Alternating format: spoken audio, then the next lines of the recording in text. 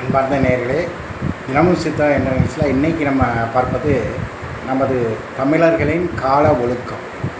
இந்த கால ஒழுக்கம் என்பது தமிழர்களின் முதல் மாதமான தை மாதத்தில் உணவு விரைவாக செரிமானமாகும்.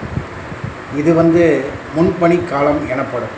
அதனால் இனிப்பு, புளிப்பு, உப்பு அதிகம் சேர்ந்த உணவுகள் மற்றும் அசைவ உணவுகள், உளுந்து, கோதுமை, கரும்பு, பனைவெல்லம் போன்றவற்றை உணவுடன் சேர்த்து கொள்வது மிகவும் நல்லதாகும்.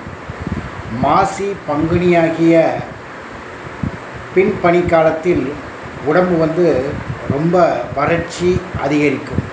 அதனால் முன்பனிக்காலத்தில் உள்ள உணவு வகைகளுடன் பல வகைகளை அதிகமாக சேர்த்து கொள்ள வேண்டும். சித்திரை, வைகாசி போன்ற இளவேனில் காலங்களில் ஸ்லேத்துமம் வளர்ச்சி அடைவதால் எளிதாக செரிமானமாகும் உணவு வகைகளை சாப்பிட வேண்டும்.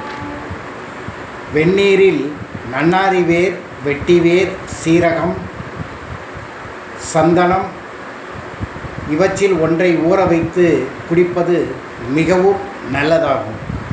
கோதுமை மற்றும் பல வகைகளையும் இந்த காலகட்டத்தில் சேர்த்து கொள்ளலாம். ஆனி, ஆடி ஆகிய முதுவேனில் காலங்களில் பாதம் வளர்ச்சி அடைவதால் நொய்ப்பு, அதாவது எண்ணெய் பசையுள்ள உணவு வகைகள், இனிப்பு மற்றும் திரவ உணவு வகைகளை அதிகமாக சேர்த்து கொள்வது நல்லது. அசைவ உணவு வகைகள், வாழை மற்றும் பழங்களையும் சேர்த்து கொள்ளலாம். பகல் வேளையில் மட்டும் ஒரு அரை மணி நேரம் தூங்கலாம். சந்தனத்தை அரைத்து பூசுவதினால் வெப்பத்தினால் உண்டாகும் வியர்க்குரு போன்றவற்றை, சரும நோய்களை தடுக்கலாம். மீண்டும் இதனுடைய தொடர்ச்சி நாளைய